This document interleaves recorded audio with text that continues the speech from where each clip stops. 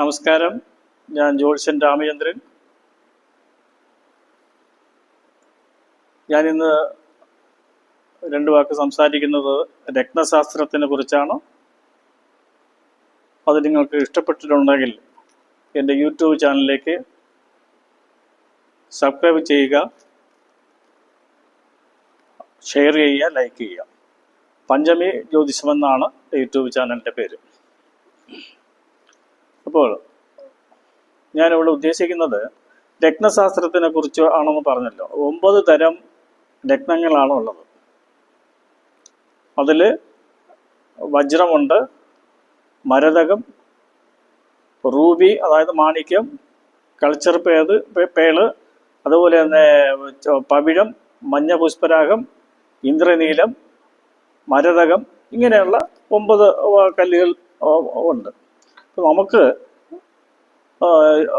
രത്നശാസ്ത്ര പ്രകാരം അല്ലെങ്കിൽ വിളവ് കല്ലെന്ന് പറയും ജാതിക്കല്ല് പ്രകാരം ഒരു ജാതിക്കല്ല് വാങ്ങിച്ച കയ്യിലിടണം തോന്നുമ്പോൾ ഏതാണെന്ന് അറിയാൻ പറ്റത്തില്ല നമുക്ക്. അപ്പോൾ അത് നമ്മളൊരു കല്ല് വ്യാപാരിയെടുത്ത് ചെന്ന് ചോദിക്കുമ്പോൾ ചിലപ്പോൾ നമ്മൾ അറിയുന്ന ആളായിരിക്കാം. അപ്പം ചോദിക്കുമ്പോൾ അവര് അശ്വതി മഹമൂലം വൈഡൂര്യം, ഭരണീപൂരം പൂരാടം വജ്രം, ഇങ്ങനെ ഒരു വിസിറ്റിംഗ് കാർഡ് പോലെ വെച്ചിരിക്കും. അതിനകത്ത് നമ്മൾ നിങ്ങൾ എന്ത് നക്ഷത്രമാണ്? അത് ഞാൻ ഭരണി നക്ഷത്രമാണ്. അപ്പോൾ നിങ്ങൾക്ക് വജ്രമാണ്, ഡയമണ്ട് ആണ് ഇടേണ്ടത്. അത് ഇത്ര സെന്റ് ഇടണം, ഇത്ര രൂപ ആവും. അതൊക്കെ പറഞ്ഞ് നമ്മളത് വാങ്ങിച്ച് ധരിക്കാൻ നമുക്ക് വിശ്വാസമുള്ള ആളായിരിക്കും. നമ്മൾ വാങ്ങിച്ച് അവിടെ തന്നെ കൊടുത്ത് മോരം കെട്ടി നമ്മൾ ഇടുന്ന് വെച്ചോളണം. അപ്പോൾ നമ്മൾ ഇതുമായിട്ട് കുറേ ദിവസം കഴിഞ്ഞതിന് ശേഷം ഒരു ജ്യോതിശാസ്ത്രത്തിനടുത്ത്, അദ്ദേഹം രത്നശാസ്ത്രം കൂടെ പഠിച്ച ആളായിരിക്കും. ഈ ജാതകം കൊണ്ട് പോകുമ്പോൾ ഇന്നെ ദോഷങ്ങൾ ആണ്, എനിക്കൊന്ന് കാര്യങ്ങൾ ജാതകം ഒന്ന് നോക്കണം എന്ന് പറയുമ്പോൾ ഇദ്ദേഹം സ്വാഭാവികമായിട്ട് നമ്മളൊക്കെ കണ്ണുകൾ ഇതിലൊക്കെ പോവും. എന്താണ് ധരിച്ചിരിക്കുന്നത്, എടുത്തിരിക്കുന്നതൊക്കെ നമ്മൾ നോക്കും.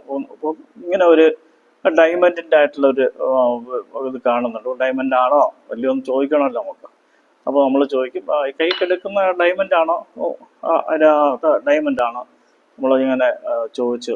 അത് എവിടെ ചെന്ന് വാങ്ങിച്ചത്? നമ്മളൊരു സുഹൃത്തിൻ്റെ കടയിലാണ് ചോദിച്ചത്. ഇങ്ങനെ എന്ത് പറഞ്ഞാണോ? അത് എൻ്റെ നക്ഷത്രം ചോദിച്ചു. അപ്പം ഭരണി നക്ഷത്രമാണെന്ന് പറഞ്ഞു. അപ്പം ഞാൻ അതിനുള്ള ഡയമണ്ട് തരാമെന്ന് പറഞ്ഞ് അങ്ങനെ തന്നതാണ്. ശരി. അപ്പോൾ അതെങ്ങനെയായിരുന്നു നിങ്ങൾ ആദ്യം ധരിച്ചപ്പോൾ? അത് ആദ്യം ധരിച്ച് കുറച്ച് ഒരു 8-10 ദിവസം ആകുമ്പോൾ ഒരു വെപ്രാളം പോലെ ഉണ്ടായിരുന്നു. അപ്പം ഞാനത് ഊരി വെച്ചു. അപ്പം ഒരുപാട് രൂപ എടുത്ത് വാങ്ങിച്ചതല്ലേ എന്ന് വിചാരിച്ചിട്ട് വീണ്ടും അത് ധരിക്കുകയാണ് ചെയ്യുന്നത് എന്ന് പറഞ്ഞു. ശരി, ഇപ്പോൾ എങ്ങനെയുണ്ട്? അത്ര അത് വലിയൊരു വ്യത്യാസങ്ങളോ കാര്യങ്ങളോ അങ്ങനെയൊന്നും ഇല്ല. കുറച്ച് ദോഷങ്ങളെ അനുഭവപ്പെട്ടിട്ടുള്ളത്. കല്ലിൻ്റെ ആണോ അതോ ജാതകപ്രകാരമാണോ ഒന്നും അറിയാൻ വയ്യ എന്താണ്. അപ്പം അദ്ദേഹം കണ്ട പാട്ടിൽ തന്നെ മനസ്സിലായി ഈ കല്ല് ഇദ്ദേഹത്തിൻ്റെ ജാതകപ്രകാരം എഗൻസ്റ്റ് ആയിട്ടുള്ള കല്ലാണ്, ഇടാൻ പാടില്ല. സാമ്പത്തിക തകർച്ച ഉണ്ടാവും, വ്യാപാര മാന്ദ്യങ്ങൾ ഉണ്ടാവും, അതേപോലെ തന്നെ ആവശ്യമില്ലാത്ത മോശമായിട്ടുള്ള ചിന്താഗതികൾ വന്ന് കയറും, സ്ത്രീകളാൽ ദോഷപ്പേരുകൾ വന്ന് ചേരും. അങ്ങനെയുള്ള ഓരോ പ്രശ്നങ്ങളും കാര്യങ്ങളൊക്കെ ഉണ്ട്. അപ്പോൾ അതൊക്കെ ചിലത് ചോദിച്ചപ്പോൾ അദ്ദേഹം ഉണ്ടായിട്ടുണ്ടെന്ന് പറയുകയും ചെയ്തിട്ടുണ്ട്. അപ്പം ഇങ്ങനെയുള്ള ചില അബദ്ധങ്ങൾ എല്ലാവർക്കും വേണം. ഇതിപ്പോൾ അതിൽ മാത്രമല്ല, വേറെ ചില കല്ലുകളൊക്കെ ആണെങ്കിൽ ബ്രെയിനിന് തലച്ചോറിന് ദോഷം ചെയ്യുന്ന കാട്ടുവരും. വേറെ ചില അപകടങ്ങൾ, നമ്മളെ ദൂരെ പോകുന്ന ചില ലാറിയും കാര്യങ്ങളൊക്കെ നമ്മളെ കാണുമ്പോഴേക്കും ബ്രേക്ക് പൊട്ടി നമ്മളെ നേരെ വരും. അങ്ങനെയുള്ള ഒരു അപകടങ്ങളും കാര്യങ്ങളൊക്കെ വരുന്നതും നമുക്ക് ഓർമ്മശക്തി കുറവുള്ളതും ഫിസിക്കലായിട്ട് പ്രോബ്ലം വരാൻ സാധ്യതയുള്ളതും ശത്രുക്കൾ കൂടുതൽ വരാൻ സാധ്യതയുള്ളതും അങ്ങനെയുള്ള മാരകസ്ഥാനാധിപം എന്ന് പറയും. 2ഉം 7ഉം ഭാവത്തിൻ്റെ അധികം മാരകസ്ഥാനമാണ്. അപ്പം ഇന്ന ഒരു ഗ്രഹനിലയ്ക്കകത്ത് നോക്കുമ്പോൾ ഇന്ന രാശിയിലെ ലഗ്നക്കാരന് ഇന്ന കല്ലുകൾ ഇടാൻ പാടില്ല. ഇടാണെങ്കിൽ ആ രക്തം പറയുന്ന ആ ഗ്രഹത്തിന്റെ കൂടെ ഇന്ന ഗ്രഹങ്ങൾ പാടില്ല, ഗുളികം പാടില്ല, സർപ്പം പാടില്ല, കേതു പാടില്ല, അഷ്ടമാധിപൻ പാടില്ല, രോഗസ്ഥാനത്തിന്റെ അധികം പാടില്ല. ഇങ്ങനെ ഓരോ വ്യവസ്ഥകളും കാര്യങ്ങളോട് കൂടിയാണ് ഈ രത്നശാസ്ത്രം നിൽക്കുന്നത്. ഇതൊന്നും അറിയാതെയാണ് നിസ്സാരം നക്ഷത്രം പറഞ്ഞ് മാത്രം നമ്മൾ ഈ കല്ല് വാങ്ങിച്ച് ധരിക്കുന്നത്. അപ്പം ഒരിക്കലും അത്തരം രീതിയിലുള്ള നക്ഷത്രം പറഞ്ഞ്, അല്ലെങ്കിൽ ഡേറ്റ് ഓഫ് ബർത്ത് എത്രയാ, അത് 22 പേളാണ്, കൾച്ചർ പേള് ചന്ദ്രന്റെ, അങ്ങനെ ഒന്നും വാങ്ങിച്ചിടരുത്. ജാതകം നോക്കി നല്ല രക്തശാസ്ത്രത്തിൻ്റെ കൊണ്ടുപോയി രക്തശാസ്ത്രം അറിയുന്ന ആളടുത്ത് കൊണ്ട് ജാതകം കൊണ്ടുപോയി അദ്ദേഹം നിർണ്ണയിക്കുന്നതായിട്ടുള്ള ഒരുപാട് വ്യവസ്ഥകളുണ്ട്. നമ്മൾ വിചാരിക്കുന്ന പോലെ ഒരു അപകടം പിടിച്ച ഒരു ഇതാണ് രക്തശാസ്ത്രം എന്ന് പറയുന്നത്. സൂക്ഷിച്ച് നമ്മൾ ഇപ്പോൾ ഇത് കൈകാര്യം ചെയ്തില്ലെങ്കിൽ നമുക്ക് ചുമ്മാ ഇരിക്കുന്ന നമ്മളെ തിരക്കി വരും. അതേപോലെ തന്നെ നമുക്ക് ഇടേണ്ട കല്ല് തന്നെ അവർ എഴുതി തന്ന വെച്ചോട്ടണം.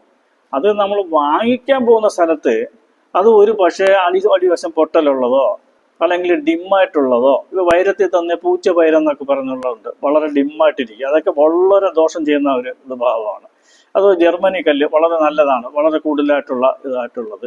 മരതക കല്ല് വാങ്ങിക്കുമ്പോൾ അടിയിൽ ഈ മധ്യഭാഗത്തായിട്ട് കല്ലിൻ്റെ മധ്യഭാഗത്ത് പ്ലാപ്പ് പോലെ വരും, അത് വരാൻ പാടില്ല. പോറലോ പൊട്ടലോ കാര്യങ്ങൾ വരാൻ പാടില്ല. ഇങ്ങനെ ഒരുപാട് വ്യവസ്ഥകളും കാര്യങ്ങളും ഒക്കെ ഉള്ളതാണ് കല്ല് രത്നശാസ്ത്രം എന്ന് പറയുന്നത്.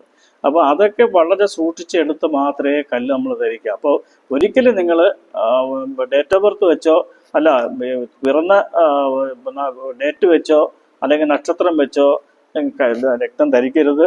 നിങ്ങൾ ജാതകം കൊണ്ടുപോയി അറിയാവുന്ന ആൾക്കാരത്ത് കൊണ്ടുപോയി രക്തശാസ്ത്രം പഠിച്ച ആളത്തെ കൊണ്ടുപോയി തന്നെ രക്തങ്ങൾ വാങ്ങിച്ച് അവരെ കൊണ്ട് തന്നെ അത് കെട്ടി കയ്യിൽ ധരിക്കുന്നതാണ് വളരെ ഉത്തമം. നല്ല കല്ല് നോക്കി ഉത്തരവാദിത്തമായിട്ട് വായിക്കുന്നതാണ് നമുക്ക് വളരെ കൂടുതൽ പ്രയോജനം ചെയ്യാം. അത് ഭാഗ്യസ്ഥാനത്തിന്റെ അധിപൻ ചിലപ്പോൾ ജാതകത്തിൽ നോക്കുമ്പോൾ ഭാഗ്യസ്ഥാനം വളരെ ഡൗൺ ആയിരിക്കും. നമുക്ക് എന്തെല്ലാം ചെയ്താലും ഉയർച്ച കിട്ടത്തില്ല. അപ്പൊ അതിന് രക്തശാസ്ത്രത്തെ കൊണ്ടുപോയി കഴിഞ്ഞാൽ അദ്ദേഹം അതിനുള്ള കല്ല് നിർണ്ണയിക്കും. ധനസ്ഥാനം എത്ര ധനം വന്നാലും നമുക്ക് നിൽക്കത്തില്ല.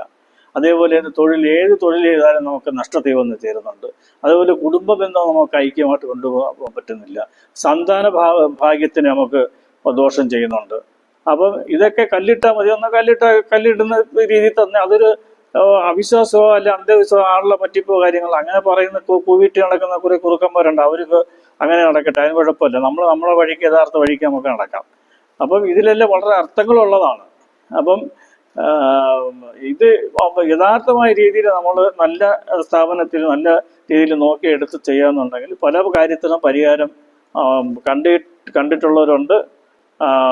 നമ്മളെ ദിവസം നോക്കാൻ വന്നിരുന്ന പലർക്കും വേറെ ഈ പല സ്ഥലത്തും രത്നങ്ങളൊക്കെ വാങ്ങിച്ച് ഇങ്ങനെ ഇട്ടും ധരിച്ചൊക്കെ അനുഭവങ്ങൾ വന്നിട്ടുണ്ട്. ഇതിലൊന്നും ഈ പറയുന്ന എനിക്ക് രത്ന വ്യാപാരമോ അല്ലെങ്കിൽ അതിന് കച്ചവടമോ കാര്യങ്ങളൊന്നും എനിക്കില്ല. ഞാനൊരു രത്നശാസ്ത്രം പഠിച്ചുകൊണ്ട് അതിൻ്റെ ഒരു അഡ്വൈസ് പറയുന്നത് മാത്രമല്ലാതെ എനിക്ക് അതിന് കച്ചവടമോ കാര്യങ്ങളോ ഒന്നുമില്ല.